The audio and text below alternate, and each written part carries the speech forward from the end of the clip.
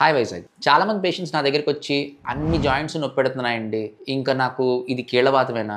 ఇంకొకసారి నాకు కీళ్ళవాతం వస్తే ఇంక లైఫ్ టైమ్ వాడాలంట కదా! ఇంక నేను ఎప్పటికి నార్మల్ అవ్వలేనా? అని ఇలాంటి చాలా క్వెషన్స్ అడుగుతూ ఉంటారు. దానికోసం ఈ క్లారిటీ ఇవ్వడానికి కోసం ఈ వీడియో. కీళ్ళవాతం అనేది ఏంటంటే మన బాడీలోని ఒక సబ్స్టెన్స్‌కి మన బాడీయే వ్యతిరేకంగా పనిచేయడం వల్ల వచ్చిన ప్రాబ్లమ్. అంటే ఇది ఆటో ఇమ్యూన్ ప్రాబ్లమ్ అంటారు. దీనిలో జనరల్‌గా కామన్‌గా వచ్చే ప్రాబ్లమ్ రుమటాయిడ్ ఆర్థరైటిస్ అంటారు. కానీ కీళ్ళవాతంలో ఇంకా వేరే రకాలు కూడా ఉంటాయి.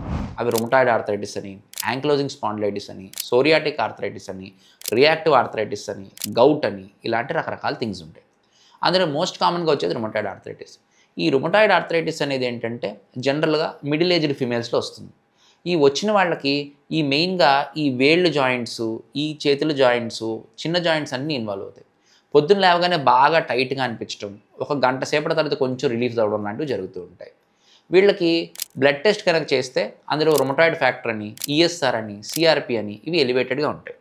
ఇలా రుమటాయిడ్ ఆర్థరైటిస్ వచ్చిన వాళ్ళకి ఒకసారి మనం ట్రీట్మెంట్ పెడితే చాలా బాగా రిజాల్వ్ అవుతుంది. అలా కొన్నాళ్ళు హ్యాపీగా ట్రీట్మెంట్‌తో నార్మల్ మెడిసిన్స్‌తోనే వీళ్ళు రికవర్ అయిపోతారు. ఈళ్ళల్లో అంటే ఒక 1000 మందికి ఇలా ట్రీట్ చేస్తే అందులో ఒకళ్ళకో ఇద్దరికో ఈ మెడిసిన్స్‌తో తగ్గదు. అలాంటి వాళ్ళకి బయోలాజిక్స్ అనే ఇంజెక్షన్స్ ఉంటాయి. ఆ బయోలాజిక్స్ అనే ఇంజెక్షన్స్ చేయటం వల్ల వాళ్ళు నార్మల్ అయిపోతారు. కొంతమందికి కీళ్ళవాతం వచ్చిన వాళ్ళకి మేజర్ అంటే అన్ని జాయింట్స్ తగ్గిపోతాయి కానీ ఒక్క నీ జాయింట్ మాత్రం పెయిన్ ఉండిపోతుంది. అది ఎందుకు జరుగుతుందంటే ఆల్రెడీ మనం ట్రీట్మెంట్ స్టార్ట్ చేసినప్పటికే వీళ్ళకి మోకాలు అరిగిపోయి ఉంటుంది. సో అలాంటి వాళ్ళకి గనక మనం మోకాళ్ళ మార్పిడి చేస్తే వాళ్ళు ఈ సర్జరీ వల్ల మోకాళ్ళ నొప్పులు తగ్గిపోతాయి, మెడిసిన్ వల్ల మిగతా జాయింట్ పెయిన్స్ అన్నీ తగ్గిపోతాయి. సో ఒకసారి రుమటాయిడ్ ఆర్థరైటిస్ వచ్చినందువల్ల ఈ ట్రీట్మెంట్ తీసుకుంటే మళ్ళీ హ్యాపీగా నార్మల్ లైఫ్ లీడ్ చేయొచ్చు. అలాగే ఇంకొక ప్రాబ్లం యాంకిలోజింగ్ స్పాండిలైటిస్ అంటాం. ఇది యంగ్ పీపుల్లో వస్తుంది, యంగ్ మేల్స్లో వస్తుంది. ఇది ఎలా ఉంటుందంటే వాళ్ళకి నడుము స్టిఫ్ అయిపోవడం, అలాగే వంగడం కష్టంగా ఉండటం, పొద్దున్న లేవగానే నడుమంతా పట్టేసినట్టు అవ్వడం ఇలాంటి లక్షణాలు వస్తాయి. వీళ్ళకి HLA-B27 అనే టెస్ట్ చేస్తాం. ఆ HLA-B27 టెస్ట్ వచ్చి పాజిటివ్ వచ్చి వాళ్ళకి లక్షణాలన్నీ ఉంటే కనుక వీళ్ళకి అది యాంకిలోజింగ్ స్పాండిలైటిస్ అని డయాగ్నోస్ చేసి దీనికి కూడా ఇప్పుడు లేటెస్ట్ ట్రీట్మెంట్ ఆప్షన్స్ అందుబాటులో ఉన్నాయి. స్టిఫ్నెస్ తగ్గడానికి, మళ్ళీ మూమెంట్ మెయింటైన్ చేయడానికి. కానీ వీళ్ళు స్టిఫ్నెస్ వచ్చే లోపే మా దగ్గరికి వచ్చి ట్రీట్మెంట్ తీసుకుంటే స్టిఫ్ అవ్వకముందు మనం ట్రీట్మెంట్ ఇస్తే స్టిఫ్నెస్ని మనం అవాయిడ్ చేయొచ్చు. ఇంకొక common cause is psoriatic arthritis. Psoriasis అంటే స్కేలీ ప్రాబ్లం, అంటే స్కిన్లో వచ్చే ప్రాబ్లం. వాళ్ళ గోళ్ళలోను, స్కిన్లోను, హెయిర్లోను వస్తూ ఉంటుంది.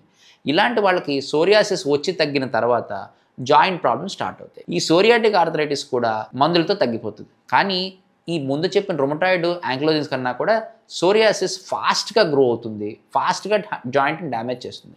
సో సోరియాసిస్ రాగానే జాయింట్ పెయిన్ స్టార్ట్ అయిన వెంటనే ట్రీట్మెంట్ తీసుకోవడం మర్చిపోతుంది. ఇంకొక common cause and most easiest cause is reactive arthritis.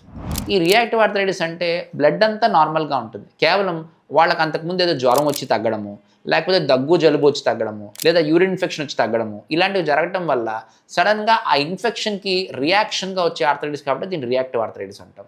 దీనికి ఒక 2-3 వీక్స్ కనుక మనం ప్రాపర్గా ట్రీట్మెంట్ వాడుకుంటే మళ్ళీ హ్యాపీగా నార్మల్గా అయిపోతారు. అలాగే ఇంకొక common type of arthritis gout. ఈ గౌట్ అనేది మన బాడీలో ప్రోటీన్ మెటబాలిజంలో వచ్చిన తేడాల వల్ల జరిగేది గౌట్. ఈ గౌట్ గురించి ఇంకా డీటెయిల్స్ మనం నెక్స్ట్ వీడియోలో చూద్దాం.